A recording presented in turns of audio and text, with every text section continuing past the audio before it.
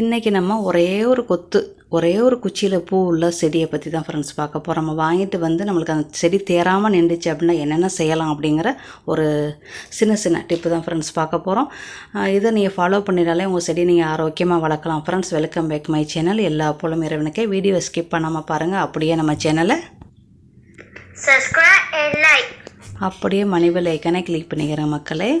இப்போ வந்து நம்மளுக்கு வந்து ஒரு சிலருக்கு நல்லா கொத்தாக பூக்குது. நம்மளுக்கு பூக்கலைன்னு சொல்லிட்டு நம்ம உரங்களை அதிகமாக அள்ளி போட்டோம் அப்படின்னா நம்மளுக்கு செடிகள் கரிகிறோம். அதில் ரொம்ப கவனமாக இருக்கணும். ஒரு ஜாதிகளுக்கு ஒரு மாதிரி பூக்கள் பூக்கும் ஃப்ரெண்ட்ஸ். உங்களுக்கு நல்லா கொத்தாக வேணும் அப்படின்னா நீங்கள் கடையிலேயே சொல்லி கொத்தாக பூக்கிற ஜாதியை வாங்கி வச்சிங்கன்னா உங்களுக்கு கண்டிப்பாக கொத்தாக பூக்கும். இது காஷ்மீர் ரோஜாப்பூ செடி.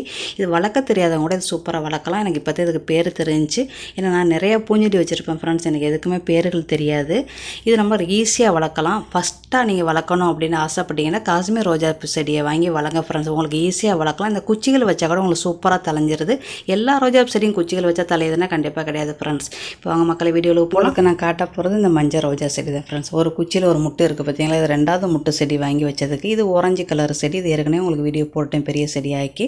இந்த செடிக்கு இப்போ நம்ம கொடுக்க போகிறத பயிர்வுக்கு வந்து முருங்கைக்கீரை சாறு ஃப்ரெண்ட்ஸ். முருங்கைக்கீரை தண்டு எல்லாம் வேஸ்ட்டாக இருக்கிறதெல்லாம் எல்லாம் அரைச்சி லிக்யூட்டாக எடுத்துக்கிட்டு 1 கிளாஸ் முருங்கைக்கீரை சாருக்கு வந்து 5 கிளாஸ் தண்ணி கலந்து நீங்கள் கொடுங்க. எல்லா செடிகளுக்குமே கொடுக்கலாம் ஃப்ரெண்ட்ஸ். புதுசாக நம்ம வந்து செடி வாங்கி வளர்க்க போகும்போது ரொம்ப பவரான லிக்யூடுகள் கொடுக்கக்கூடாது. கொஞ்சம் லேசாக தான் நம்ம அவ்வளோ கொண்டுக்கிட்டு வரணும். அப்போ தான் நம்ம செடி கருகாது ஃப்ரெண்ட்ஸ்.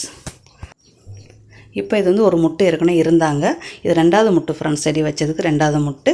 எல்லா இலைகளுமே பாருங்கள் பழுப்பாக இருக்குது. அப்போ இதுக்கு வந்து கரெக்டான ஊட்டச்சத்து கல்சியம் கிடையாது. அதுக்காண்டி நான் கொடுக்குறது வந்து எப்சம் சால்ட்டு ஒரு சின்ன ஸ்பூனில் தண்ணியில் கரைச்சி 1 லிட்டர் தண்ணியில் நீங்கள் ஸ்ப்ரே பண்ணி விடுங்க. எல்லா செடிக்குமே ஸ்ப்ரே பண்ணி விடலாம் ஃப்ரெண்ட்ஸ். இது ரொம்ப நல்லதாக மாதத்துக்கு ஒரு முறை கூட நீங்கள் இப்படி கொடுத்துக்கலாம் எப்சம் சால்ட்டு.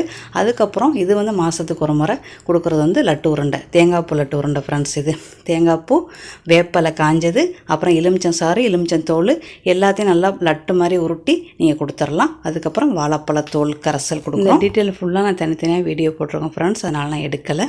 இது வாழைப்பழத்தோல், வெங்காயத்தோல் எதாக இருந்தாலும் நீங்கள் கொடுக்கலாம் ஃப்ரெண்ட்ஸ். லேசான இதாக கொடுத்தீங்கன்னா ரொம்ப நல்லது. அப்புறம் இலைகள் ஊற வச்சு அதில் வந்து வேஸ்ட்டு கழிவு, கிச்சன் வேஸ்ட்டு கழிவெல்லாம் லிக்விட்டாக அதுகளும் கொடுக்கலாம். இப்போ கரெக்டாக 4 வாரம் ஆயிடுச்சு ஃப்ரெண்ட்ஸ். நம்ம செடியை வந்து இவ்வளோ தண்ணியெல்லாமே ஏற்றுக்கிறாங்க. கொஞ்சம் கொடுக்கணும். ரொம்ப அளவுக்கு மாரி கொடுக்கக்கூடாது, ரொம்ப திக்னஸாகவும் கொடுக்கக்கூடாது. செடி கருகி போயிடும். இப்போ நம்மள இருக்கிற பூவை வந்து நம்ம கட்டிங் பண்ணிடலாம். இப்போ நம்ம அந்த பூவை கட்டிங் பண்ணியாச்சு. மறு கிளைகளில் மறுமுட்டு வந்துட்டாங்க. இது கரெக்டாக 5 வாரம் ஆயிடுச்சு நம்ம வீடியோ எடுத்து.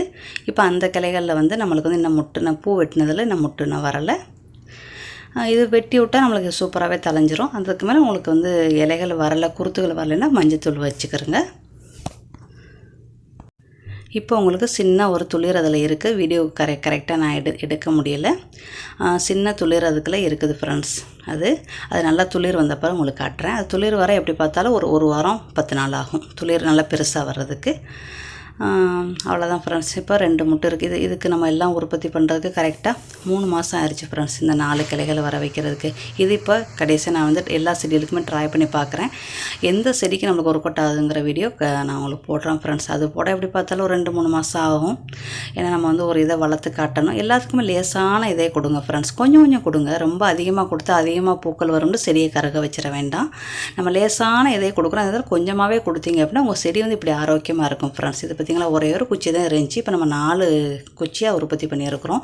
இது நம்ம கேர் பண்ணுறது தான் இருக்குது. ரொம்ப லேசாக கேர் பண்ணாலே போதும் ஃப்ரெண்ட்ஸ். இப்போ வந்து அதில் வந்து துளிர் இருக்கிறத நான் காட்டுறேன் உங்கள்கிட்ட. அதான் உங்கள்கிட்ட காட்டிக்கிட்டு இருக்கிறேன். இப்போ இந்த பூவை நம்ம கட்டிங் பண்ணிட வேண்டியது ஃப்ரெண்ட்ஸ். கட்டிங் பண்ணிட்டா நம்மளுக்கு மறுத்துளிர்கள் வரும்.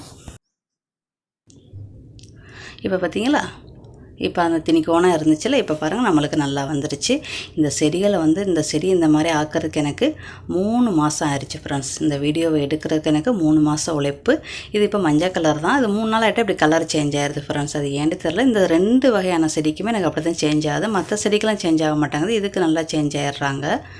இது என்ன ஜாதின்லாம் எனக்கு தெரியல. அதுவே காஷ்மீர் ரோஜா செடின்னு இப்போ இடையில தான் எனக்கு தெரிஞ்சு. அதனால் தைரியமாக அந்த பேரை சொல்கிறேன்.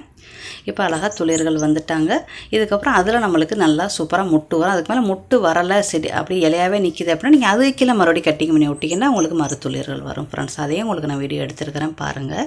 வேறு ஒரு செடிக்கு அப்படி இருக்குது. இது ஆரஞ்சு கலர் ஃப்ரெண்ட்ஸ். அழகாக இருக்கும், அவ்வளோ அழகாக இருக்கும் ஃப்ரெண்ட்ஸ். அப்புறம் இப்படி ரெட்டை கலராக போயிடுவாங்க. அது ரெட்டை கலர் செடியானு தெரியல. இதான் ஃப்ரெண்ட்ஸ் காஷ்மீர் ரோஜா செடி. யார் வேணாலும் இது வளர்க்கலாம் ஃப்ரெண்ட்ஸ். அருமையாக பூக்கும் ஃப்ரெண்ட்ஸ். இது கேர் பண்ண வேண்டியதில்லை. இதுக்கெலாம் அதிகமாக யூஸ் பண்ணணும் அப்படின்னா இந்த காஷ்மீர் ரோஜா செடி வாங்கி வைங்க ஃப்ரெண்ட்ஸ். சூப்பராக உங்களுக்கு பூக்கள் கொடுக்கும். இப்போ நம்ம வந்து குச்சியெல்லாம் கட்டிங் பண்ணிட்டோம். இப்போ இன்றைக்கி நான் என்ன செய்கிறேன், மஞ்சத்தூள் வச்சு உங்களுக்கு கட்டுறேன் ஃப்ரெண்ட்ஸ். உங்களுக்கு குச்சிகள் வந்து கட்டிங் பண்ணி உங்களுக்கு வரலேன்னு ரொம்ப பேர் சொல்கிறீங்க.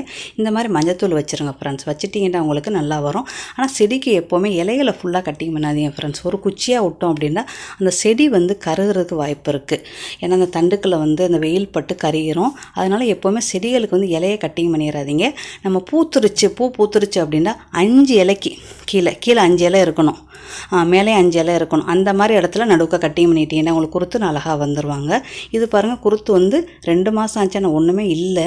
அதனால் இதை நான் கட்டிங் பண்ணுறேன் ஃப்ரெண்ட்ஸ். கட்டிங் பண்ணி விட்டுட்டோம்னா நம்மளுக்கு இதில் வந்து நல்லா புது துளிர் வந்து அதில் ஒரு முட்டு வரும் ஃப்ரெண்ட்ஸ். இது வந்து ஆரஞ்சு கலர் செடி ஃப்ரெண்ட்ஸ். இது நீங்கள் நினைக்கலாம் சில பேருக்கு ஒரு கொத்தில் வந்து 20 பூ வருது, 25 பூ வருது, 10 பூ வருது. அது அந்த ஜாதி ரோஜா செடியாக இருந்தால் உங்களுக்கும் வரும் ஃப்ரெண்ட்ஸ். அவங்களுக்கு வந்திருக்கேன் நம்மளுக்கு வரல நம்ம நினைக்கக்கூடாது. நம்ம வாங்குகிற செடி என்னென்னு தெரியல. உங்களுக்கு அதுக்கு மேலே கொத்தாக பூ வேணும், நிறையா ஒரு கொத்தில் வந்து நிறையா பூ வேணும்னா நீங்கள் வந்து செடி கடைகளில் வந்து கேட்டு அந்த மாதிரி கொத்தாக பூக்கிற ரோஜா செடி வாங்கி வச்சுக்கிறோம் ஃப்ரெண்ட்ஸ். இப்போ எனக்கே இப்போ இத்தனை செடி இருக்குது ஃப்ரெண்ட்ஸ். ஒரு இதில் 2 வரும், ஒரு தண்டில். ஒரு இதில் 3, 4 வரும். ஒரு இதில் 8, 10 வரும். ஒரு இதில் 1 தான் ஃப்ரெண்ட்ஸ் வரும்.